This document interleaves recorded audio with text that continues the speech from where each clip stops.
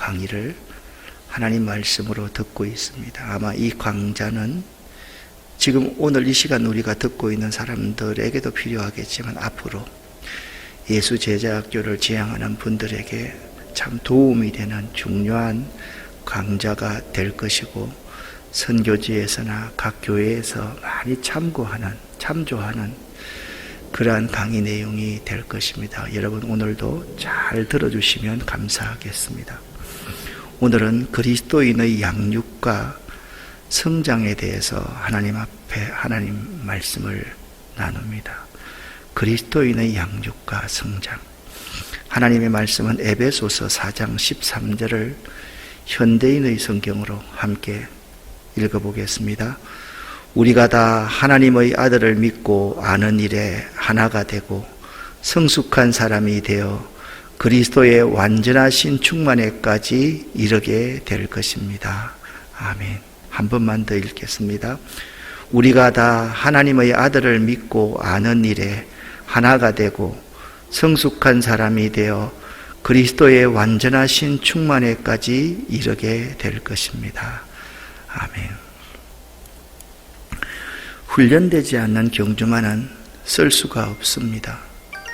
훈련되지 않는 경주마는 쓸 수가 없습니다. 왜냐하면 야생 그대로의 기질이 있기 때문에 상황을 분별하지 못하고 제멋대로 행동하기 때문입니다.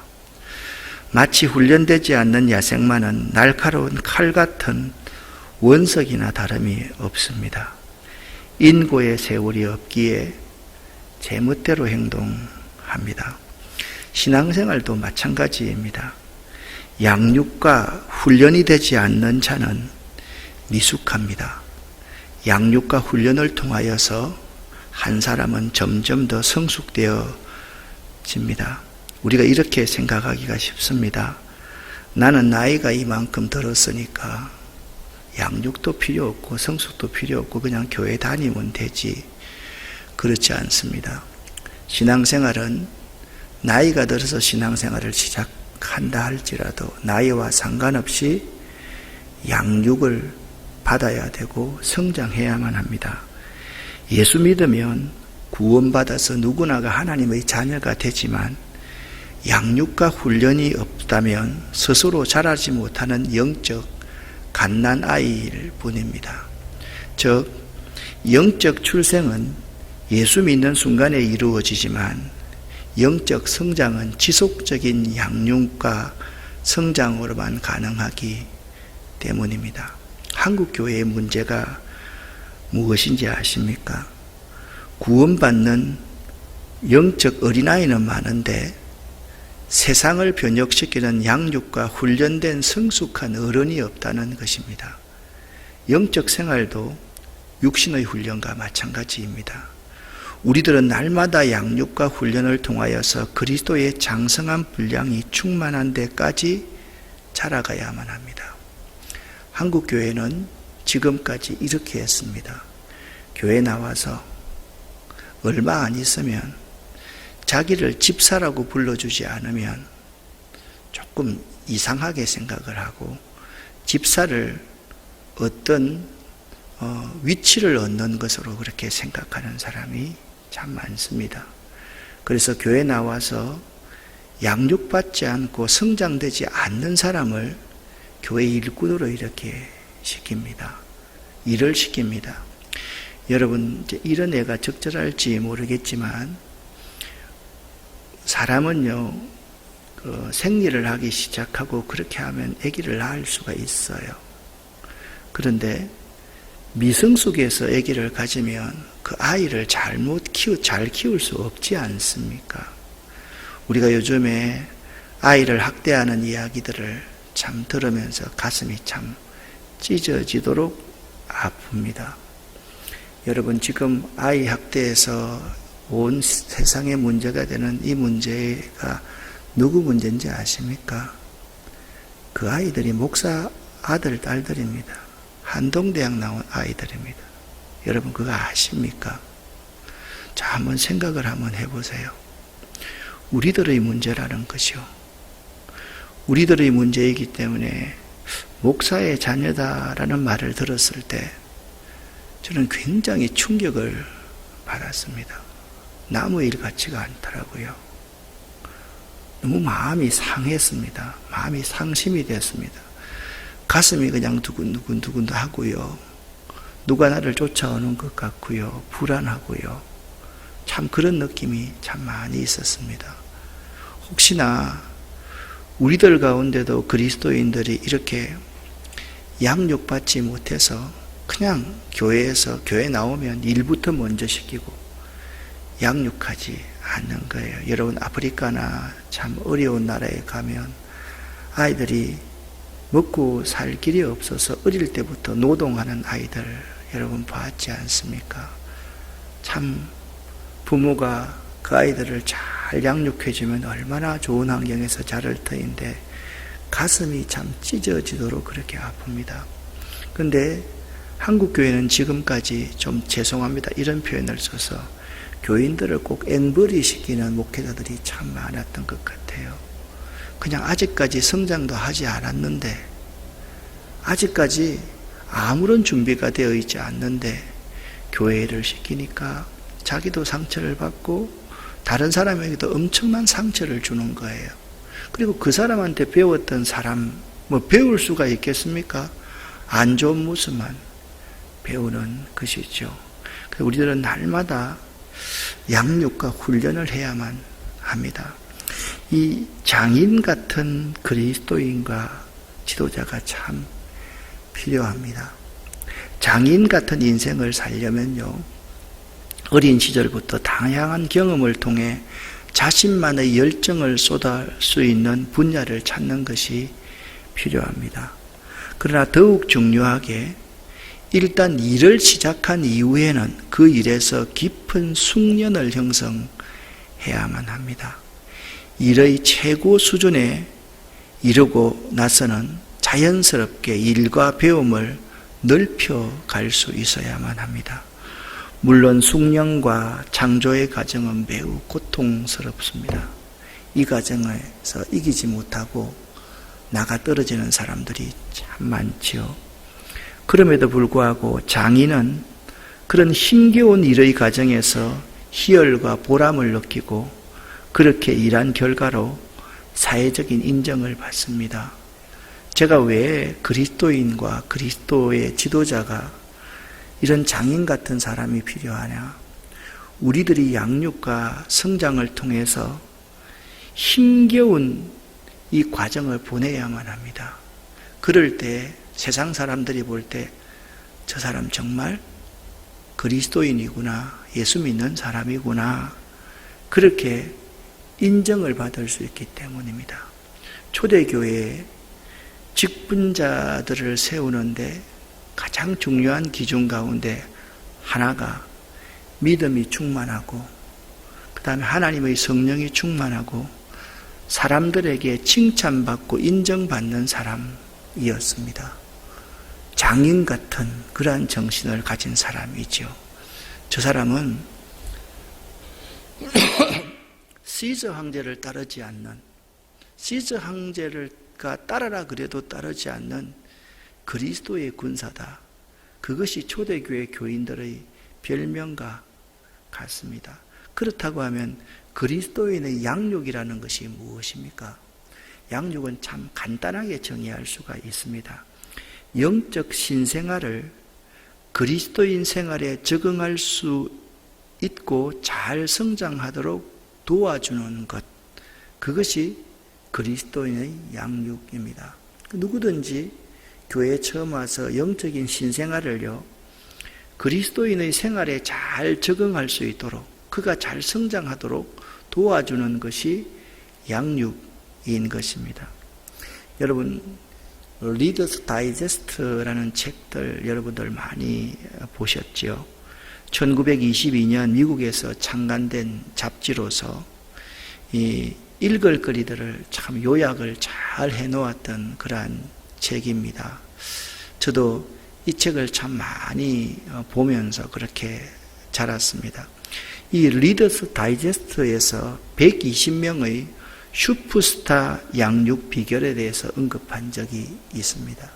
120명의 슈퍼스타를 그 부모들이 어떻게 양육했는가, 그걸 리더스 다이제스트에서 언급해 놓았는데요.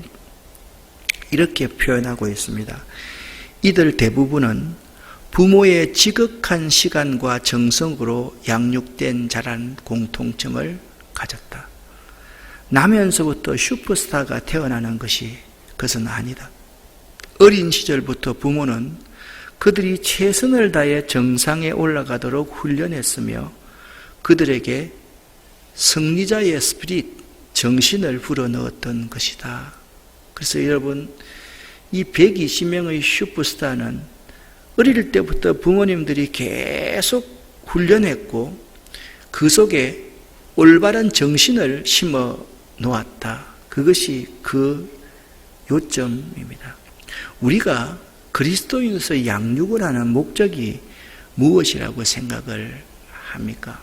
근데 그리스도인으로서 양육하는 것과 부모가 자식을 양육하는 것이 별 다를 바가 없습니다. 비슷한 점이 참 많습니다. 저는 기독교 교육을 전공한 목사입니다. 저는 공부 잘하는 자녀, 출세하는 자녀로 키우는 것을 자녀 양육의 우선 목표로 삼고 자부심을 느끼며 종횡무진하는 그리스도인 부모들을 너무나도 많이 보아왔습니다. 아마 이 가운데도 그런 분들이 많을 것이라고 생각을 합니다. 실제 성공적인 자녀 양육의 목표나 초점이 자녀 교육 책자나 세미나 등이 이런 것에 맞춰져 있다는 것도 사실입니다. 어디서 세상이 아니라 우리 교회 안에서 모든 자녀들 말입니다. 그들은 하나님 나라의 시민이라는 신분을 가지고 살면서 또 자녀를 양육하는 일에는 하나님의 말씀보다 자신의 욕심과 기대를 앞세웁니다. 그래서 사회적인 지위나 명예, 경제적인 안정감을 가져다 줄 수 있는 전공과 직업을 선호합니다. 그래서 성공하기 위해서는 주일 한번 빼먹는 거, 그거 대수롭지 않게 생각하면서 이렇게 위로를 합니다. 잘 되고 나서 주일 잘 지키면 되지. 애 낳고 까마 대추야. 되는지 한번 보십시오. 잘 되고 나면요, 자기가 잘한 줄 알고 그때부터 하나님과 더 멀어지게 되어 있습니다. 자식은 여호와의 기업이라든지 하나님의 영광을 위하여라는 미사여구를 사용하기는 잘하지만, 기도할 때는 번질나게 이야기는 잘하지만 하나님이 원하시는 인물로 키우려는 의지는 좀처럼 그들에게 찾아보기가 어렵습니다. 이런 마음의 자세로 자녀를 양육하다 보면 목적지를 향해 가는 바른 길을 잃어버릴 염려가 큽니다. 여러분도 마찬가지일 거라고 생각을 합니다. 어떻습니까? 여러분은 지금 여러분의 자녀를 대하는데 하나님이 원하시는 인물로 자녀를 키우려는 의지를 가지고 자녀를 대합니까? 아니면 그냥 부모로서의 그 본능적인 사랑을 가지고 자녀를 대하고 있습니까? 좀 우리 허울 좋은 말로 자식은 여호와의 기업이라든지 하나님의 영광을 위하여 이런 말 하지 말고요, 솔직히 딱 깨놓고 한번 여러분들 한 사람 한 사람이 자녀를 대하는 가치가 어디 있는가? 공부 잘하는 자녀, 출세하는 자녀로 키우는 것이 자녀 양육의 우선적인 목표라고 생각하고 있지 않습니까? 자녀 양육과 그리스도인의 양육이 유사한 면이 참 많습니다. 그런데 그리스도인의 양육의 목표는 무엇인지 아십니까? 그리스도 안에 완전한 자로 세우려 함이라 라고 골로새서 1장 28절 29절에는 말씀하고 있고, 골로새서 2장 7절에는 믿음에 굳게 서서 감사함이 넘치는 생활을 하기 위해서 자녀 양육을 하고요, 진리 안에서 자녀들이 행하도록 하기 위해서 하고 있고요, 선한 열매를 맺도록, 그리고 부끄러울 것이 없는 일꾼이 되도록 하기 위해서 그리스도인들을 양육하는 것이죠. 근데 우리 자녀들이 여러분 어떤 결정을 이렇게 하는 데 있어서 그냥 자녀들의 꿈, 그것을 향해서 그냥 결정해 놓고 나서 나중에 후회하는 사람이 되어서는 안 되는 것입니다. 그런데 현실에서의 교회의 양육은 일반적인 부모의 양육과 다르지 않습니다. 교회 성장을 위해서 사람들이 일꾼 세웁니다. 그렇지 않습니까? 제가 이 말씀을 준비하면서요, 우리 교회가 이게 운양동에 와서 세웠던 직분자들을 다 한번 찾아봤습니다. 놀라울 게 있잖아요. 3분의 2 정도가 다른 교회로 갔더라고요. 3분의 2 정도가. 저 너무 깜짝 놀랐습니다. 그 가운데 뿔난 사람들도 참 많이 있고, 저를 참 실망시킨 그러한 사람들도 참 많이 있고요. 자, 그래서 혹시나 내가 이 운양동에 와서 교인들을 양육할 때 교회 성장과 교회 안정의 일환으로 혹시나 직분자들을 세우지 않았는가, 그 점에 대해서 깊은 회의와 또한 회개하는 시간을 가질 수가 있었습니다. 현실에서의 교회의 양육 이 자체가 교회를 유지하고 교회를 발전시키기 위한 수단이라고 한다면 이것은 아주 잘못된 인식이다라는 말씀을 지금 드리고 있는 것입니다. 지속적인 양육이 있어야지 올바로 성장할 수 있습니다. 그래서 양육과 성장과의 관계는요, 이렇습니다. 그리스도의 장성한 분량까지 지속적인 양육과 성장이 필요합니다. 그러니까 교회에서 권사, 장로가 되고 나면 양육을 끝내지 않습니까? 그때부터는 일을 한다라고 생각합니다. 그런데 여러분, 그렇지 않습니다. 일보다 양육이 훨씬 더, 양육을 잘 해놓고 나면 스스로가 찾아서 일을 잘 할 수밖에 없는 사람이 되는데, 우리는 양육, 성장 필요 없이 자꾸 일만 하려고 하고 일만 시키려고 한다라는 것이죠. 그리스도의 은혜와 그의 지식을 알므로 자랄 수가 있습니다. 연단을 통해서 양육받을 수가 있고 성장할 수도 있고요. 그리스도 안에서 양육해야지 바르고 조화 있게 성장한다라는 것입니다. 여러분, 지속적인 양육과 성장이 필요하고요. 은혜와 그의 지식을 알아야지 성장할 수 있고요. 연단을 통해서 양육이 되어 성장할 수 있고요.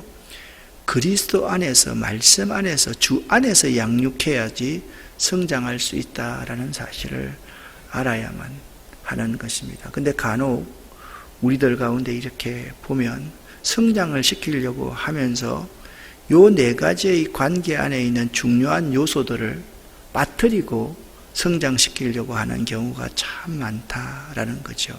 그래서 여러분 알아야 돼요. 예수님이 3년 동안 공생애의 삶을 사시면서 가장 중요하게 생각했던 게 뭔지 아십니까? 사랑을 베푸는 것, 이것보다 더 중요하게 생각하는 것이 12명의 제자를 양육하고 성장시키는 것이었습니다. 이것이 예수님의 가장 중요한 사역이었습니다.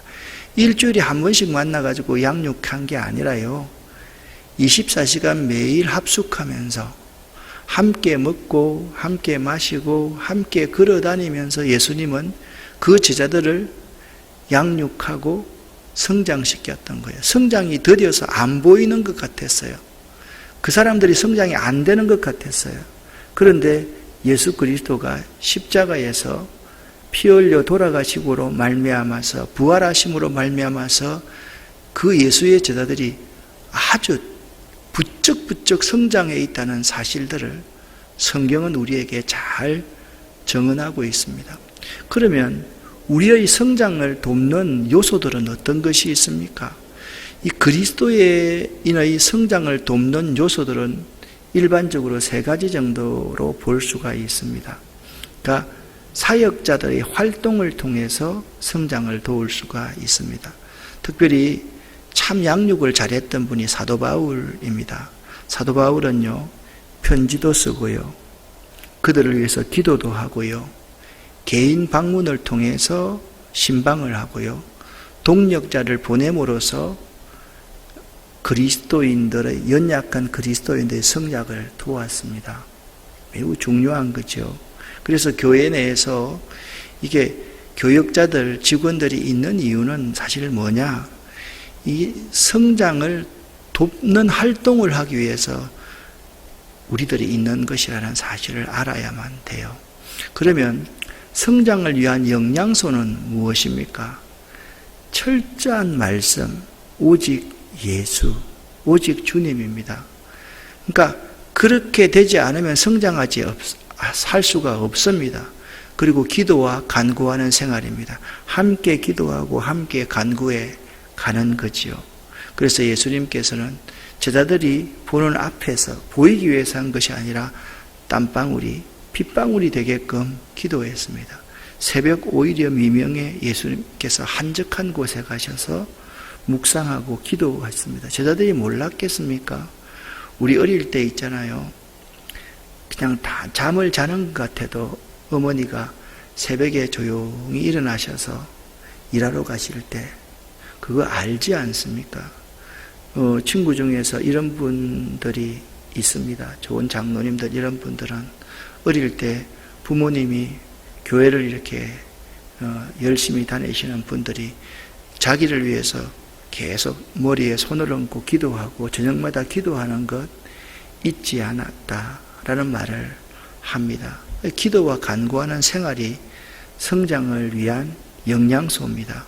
그리고 무엇보다 말씀으로 양육해야지 성장할 수 있습니다. 내 경험으로 양육하는 게 아닙니다. 감정으로 양육하는 게 아닙니다. 말씀으로 양육을 해야만 되죠. 그리고 전도가 성장하는 좋은 영양소라는 사실을 알아야 돼요. 그 전도를 통해서 하나님의 살아있는 역사, 하나님이 사람을 어떻게 움직이시는가 하는 것을 알 수가 있는 것이죠. 그리고 자기 부인과 십자가를 지는 모습을 통해서 자기가 성장하게 되는 것이죠. 그리고 무엇보다도 성장을 위한 가장 중요한 요소 가운데 하나는 지도자가 먼저 된 자들이 모본을 보이는 것입니다. 내가 그리스도를 본받는 것 같이 너희는 나를 본받는 자가 되라 라고 했듯이 본을 보이는 것입니다. 자, 세 가지 성장을 위해서 돕기 위해선 사역자들이 돕는 활동을 해야 되고 좋은 영양소를 먹여야 되고 본을 보이는 것이다 라는 말씀을 드렸습니다. 그렇다고 한다면 이 성장에 있어서 방해 요소들이 있을 겁니다. 성장을 방해하는 요소가 있는데 이것은 매우 중요한 것입니다. 이 5가지를 여러분 꼭 명심을 하셔야만 됩니다. 첫 번째, 죄입니다. 죄는요, 모든 것을 단절시킵니다. 그 죄는 성장을 방해하는 첫 번째 요소입니다. 죄가 뭡니까? 하나님 도움이 없이 자기 스스로의 힘으로 이 세상을 살아가려고 하는 것이 죄 아닙니까? 그러니까 하나님의 도움이 없는데 어떻게 올바르게 성장할 수 있겠습니까? 두 번째는요, 태만입니다. 게으름과 나태함입니다. 여러분, 정말 태만은요, 우리를 결코 성장시킬 수 없습니다. 부지런한 새가요, 먹이를 많이 먹을 수가 있듯이 게으르면 안 됩니다. 나태하면 안 됩니다. 좀 더 자자, 좀 더 눕자. 그렇게 하면요, 우리가 결코 성장할 수가 없다라는 사실을 알아야만 합니다. 그래서 그리스도인들은 있잖아요, 새벽형 인간들이 되어야만 하는 거예요. 자꾸 눕고, 여러분 가만히 한번 생각해 보세요. 내 직분이 무엇이든지 간에 기도 안 하고 집에서 이렇게 합니다. 아이고, 천만의 말씀입니다. 그렇게 하면요, 다 인간적으로 흐르는 것이 우리의 모습입니다.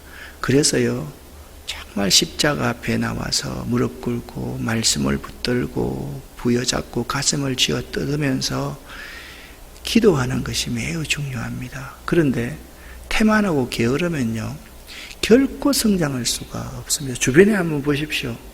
게을러 가지고요, 그냥 날마다 졸고 이렇게 하는 사람들 성장할 수가 없다라는 점을 알아야 됩니다.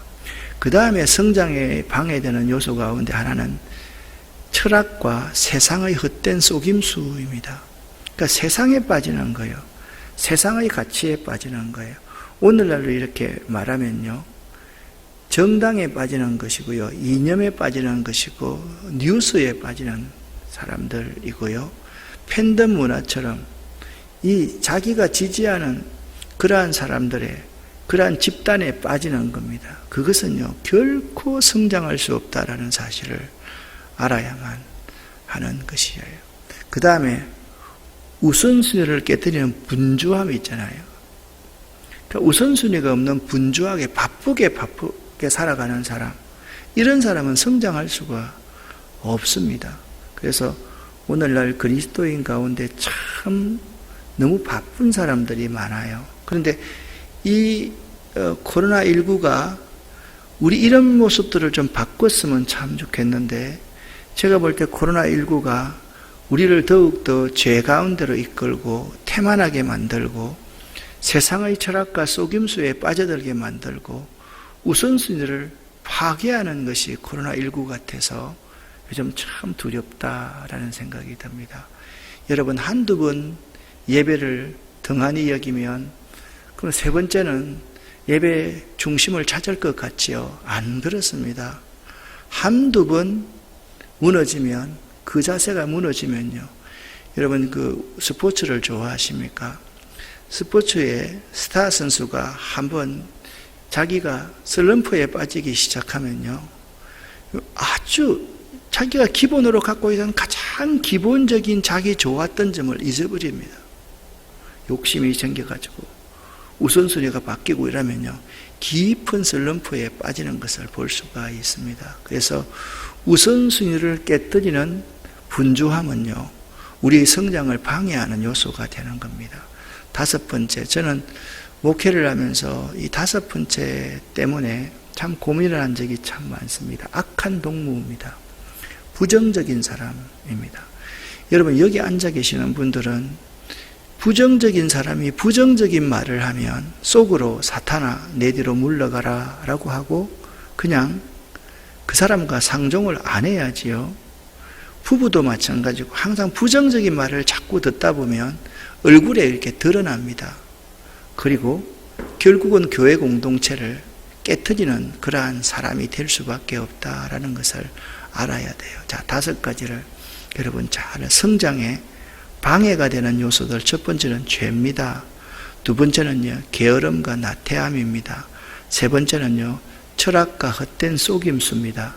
네 번째는요, 분주함입니다. 우선순위를 깨뜨리는 분주함입니다.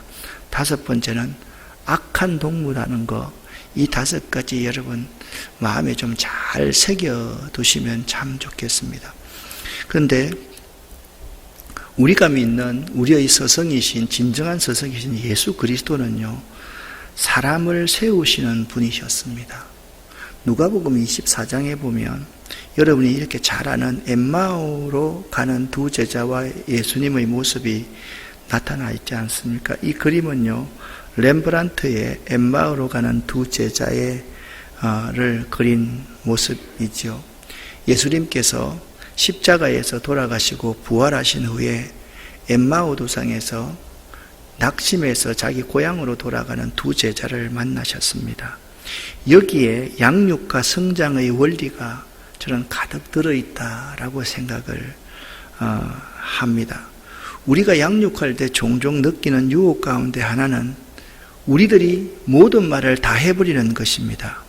10수년간 교회에 와서 배운 성경 지식이 얼마나 많은데 생각하면서 그냥 새로 교회에 나온 사람, 배우려는 사람을 앞에 앉혀놓고 그가 말할 기회도 한 번도 주지 않고 당신은 입 닫고 있으시오. 그냥 듣고만 있으시오.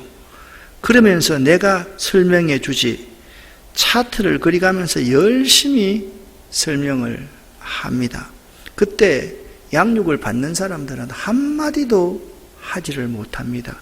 이것이 우리가 종종 저지르는 실수라는 사실을 알아야만 합니다. 먼저 여러분, 예수님은요, 스스로 깨닫도록 지혜롭게 도왔다라는 것입니다. 그 두 제자에게 스스로 깨닫도록 지혜롭게 돕는 분이 예수님이셨습니다. 자, 누가복음 24장에 엠마오로 가는 두 제자와 예수님 중에서 예수님이 말씀을 많이 했습니까? 두 제자가 말을 많이 했습니까? 예수님은 말씀 한마디도 거의 하지 않으셨습니다. 그냥 그들과 함께 가시면서 스스로 깨닫도록 지혜롭게 예수님께서 도우셨다라는 사실을 알아야만 합니다. 어떤 사람이 이렇게 말합니다. 내가 요즘 시험에 빠졌어요. 그러면 그래, 시험은 이런 거야. 이럴 때 빠져. 이렇게 하면 안 돼. 라고 말하면 스스로 깨닫도록 지혜롭게 돕는 사람이 아니지요. 왜 시험이 든 것 같아요? 아, 그래요. 그렇게 시험이 들 수가 있겠네요. 그래요. 그러면 그게 왜 그렇게 된 것 같아요? 그 문제가 뭔 것 같아요? 제가 생각할 때는 시험에 든 것이 누구의 말을 이렇게 듣고 마음이 좀 섭섭한 마음이 가졌을 때 시험에 든 것 같아요. 그래요. 그러면 한번 앞으로는 말을 한번 잘 들을 수 있도록 서로 노력하는데 어떻게 하면 말을 잘 들을 수가 있을까요? 그러면서 그가 이게 내 문제였구나. 그걸 깨닫도록 지혜롭게 돕는 것이 양육에서 매우 중요하다라는 것입니다. 그리고요, 예수님은 스스로 설 수 있도록 기다리며 도와줘야만 합니다.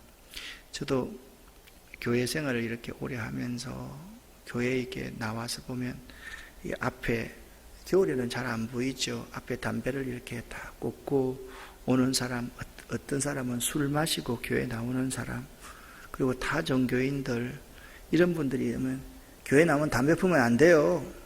아, 교회 나와서 왜 술을 마시고 그래요?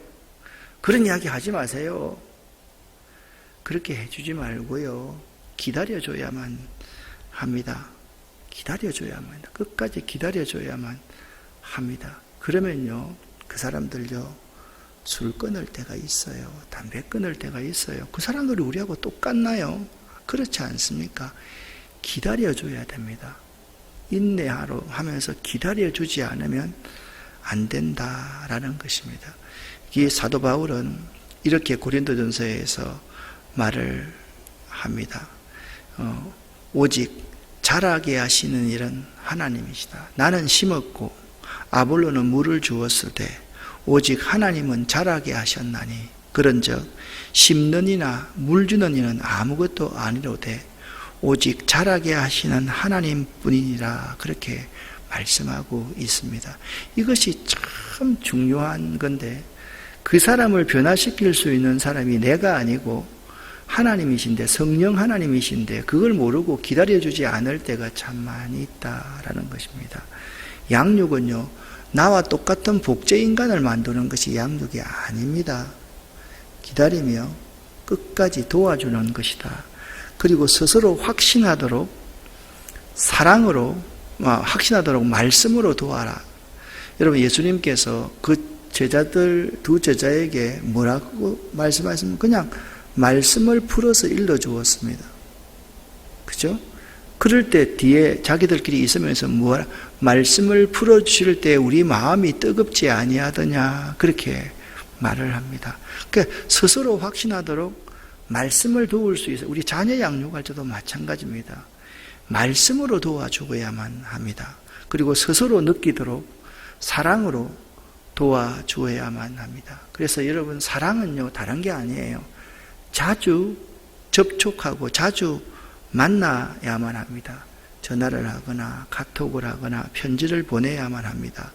적어도 일주일에 한 번씩은 함께 식사하고 차 마시면서 교제를 할 수 있어야만 합니다. 아무리 잘 양육하는 자라 할지라도 2주에 한 번씩만 그냥 만나가지고 지식만 가르치면 그 사람이 결코 변화되지 않는 거거든요.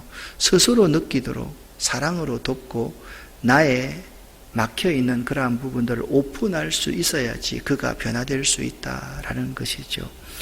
그리고 우리가 이 네 가지를 잘 잘 기억을 해야만 합니다. 저는 이 엠마오 도상에서 예수님의 양육과 성장의 방법이 인격적, 자율적인 교육 방법이다라고 생각이 들었습니다. 스스로 깨닫도록 지혜롭게 돕고, 스스로 설 수 있도록 기다리며 도와주고, 스스로 확신하도록 말씀으로 돕고, 스스로 느끼도록 사랑으로 돕는 것이죠. 그래서 여러분, 이 네 가지를요, 우리 자녀를 양육하거나 우리 그리스도인을 양육할 때 꼭 우리에게 필요한 것이다 라는 사실을 여러분이 명심해야만 됩니다. 사랑하는 여러분, 어떻게 보면 교회에서 양육과 성장보다 더 중요한 것이 없습니다. 우리는 성장이라고 그러면 교회가 이렇게 막 규모가 커지는 것, 재정이 많아지는 것, 그걸 성장이라고 생각하기가 참 쉬운데 그게 아닙니다. 개인이 믿음 안에서 그리스도의 장성한 분량까지 자라는 것이고, 교회 공동체가 그리스도의 장성한 분량으로 그리스도가 지향하는 공동체적인 삶을 사는 것, 그것이 참으로 성장하는 것이라는 점을 알아야만 합니다. 오늘 말씀을 통해서 여러분 왜 양육하고 성장해야 하는지 알겠습니까? 알겠습니까? 그러면 이 양육과 성장이 매우 중요하다는 거예요. 우리가 우리 자녀들을 가르칠 때 성공, 좋은 대학, 좋은 취직, 좋은 결혼, 이 가치만 가지고 가르치듯이 우리가 교회 내에서도 그렇게 하면 자녀들도 다른 사람을 위해서 희생하고 헌신하는 인간상을 만들어내는 것이 아니라 자기만을 위한 삶을 만들어내듯이 교회도 마찬가지이라는 것입니다. 여러분들이 정말 양육이 중요하다고 생각을 할 수 있어야 됩니다. 생각을 할 수 있어야 됩니다. 오늘 예수님의 모습을 다시 한번 살펴보기를 원합니다. 예수님은 3년 동안 제자들을 양육하셨습니다. 그 결과 제자들은 계속적으로 지속적으로 성장했다라는 겁니다. 오늘 여러분 양육에 대한 말씀을 들으면서 중요한 줄도 모르고 있었다면 지금부터 시작하십시오. 어떻게 양육이냐? 여러분, 목회자들과 교회 지도자들과 함께 그리스도 안에서 교제하는 그 자체가 지금부터 시작하는 것입니다. 매우 중요한 것입니다. 그래서 여러분들이 목회자와 이렇게 만나서 차를 마시고 이야기하고 말씀을 나누고 함께 농사를 짓고 함께 된장도 만들어가고 함께 빵을 만들어가고 이게 양육이에요. 아주 중요한 양육이에요. 이걸 통해서 내가 사람을 이렇게 품는구나, 내가 사람을 이렇게 키워나가는구나, 그걸 배우는 거죠. 근데 그거 없이 있잖아요. 여러분 스스로가 독립적으로 자꾸 하려고 하면요, 그는요 양육도 되지 않을 뿐만 아니라 성장하지 못하는 사람이 된다라는 점을 알아야만 됩니다. 중요한 줄 몰랐다면 지금부터 시작하십시오. 만약 중요한 줄 알면서도 실행하지 않았다면 여러분은 순종하는 그리스도인이 아닙니다. 여러분 순종하십시오. 다른 것에 순종하지 말고 양육하는 일에 여러분 나와야 됩니다. 함께 해야만 합니다. 그러니까 교회의 모든 공동체의 모임 이 자체는 내가 봉사하기 위해서 하는 게 아닙니다. 스스로가 그리스도의 장성한 분량에 이르기까지 나아가는 것이죠. 제가 빵을 만드는 베들레헴 공동체에 있는 지체들에게 항상 하는 말이 이겁니다. 여러분 기억을 하실지 모르겠습니다. 교만한 사람들은 조금만 배우면 안 나오고 막 그러는 겁니다. 우리 이 모임이 배워서 빵 만들고 먹자는 거 아닙니다. 앞으로 이 모임을 통해서 아프리카와 아시아, 남미, 아시아의 여러 부분에 정말 가난하고 불쌍한 사람들을 도울 수 있는 진정한 떡집이 되는 것이 우리의 목표입니다. 그런 말들을 참 많이 들었을 것입니다. 정말 그렇습니다.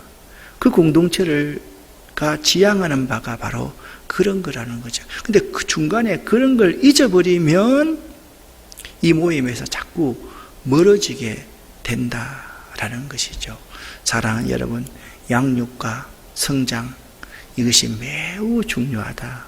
이 사실을 꼭 명심하고 양육에 임하시기를 바라고 순종할 수 있기를 바라고 성장할 수 있는 여러분 되시기를 예수 이름으로 간절히 축원합니다.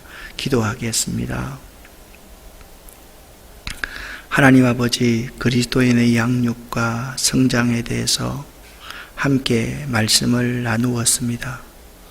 오늘 이 말씀 강의가 우리에게 큰 은혜가 될 수 있게 하시고 이제부터 몰랐다면 실행할 수 있도록 도와주시고 알고도 하지 않았다고 하면 목회자와 함께 모이기를 피하는 어떤 자들의 습관처럼 하지 말고 때가 가까움을 볼수록 더욱더 모이기를 힘쓸 수 있는 저희들 되기를 원합니다. 우리들이 예수님과 함께 3년 동안 동고동락하는 그러한 예수의 진정한 제자들이 되기를 원합니다. 오늘도 하나님 우리와 함께 해주셔서 참 고맙고 감사합니다. 이 이후에 기도할 때 하나님 하늘 문을 여시고 우리에게 하늘의 복을 쏟아 부어 주시옵소서. 하나님의 복이 지금 우리에게 보이지 않습니까? 하나님이 우리에게 복 주시려고 복주머니를 다 가지고 와 계신데 우리가 이 복을 차버리는 사람 되지 않도록 이 복을 받는 사람들이 되도록 이 시간 역사하여 주시옵소서. 종들이 순종하겠사오니 하나님 하늘의 놀라운 복을 허락하여 주시옵소서. 예수 그리스도 이름으로 축복하옵고 간절히 기도 올립니다. 아멘.